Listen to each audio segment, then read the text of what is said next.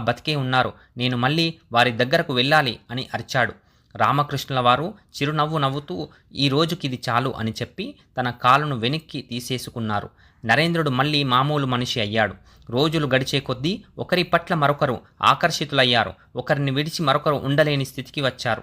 నరేంద్రుడి గొప్పతనాన్ని తెలుసుకోవడానికి రామకృష్ణుల వారికి ఎంతో సమయం పట్టలేదు. కాళికాదేవి అతన్ని మార్గనిర్దేశనం చేసింది. కానీ నరేంద్రుడు మాత్రం ఆయనను పరీక్షించే వరకు గురువుగా నిర్ణయించుకోకూడదనుకున్నాడు. భగవంతుణ్ణి గురించి తెలుసుకోవాలంటే స్త్రీలని, ధనాన్ని, వ్యామోహాన్ని విడనాడాలని చెప్పేవాడు. నరేంద్రుడు అతనికి ప్రియతమ శిష్యుడు. అలాగని నరేంద్రుడు చెప్పిన అన్ని విషయాలతో అతను ఏకీభవించేవాడు కాదు. విగ్రహారాధన చేసేవారిని నరేంద్రుడు బాగా విమర్శించేవాడు. అద్వైతత్వాన్ని కూడా వ్యతిరేకించాడు. అలౌకిక అనుభవాల మీద అంతగా నమ్మకం లేదు. నేనే బ్రహ్మను, నేనే శివుణ్ణి అనేలాంటి వ్యాఖ్యలేవి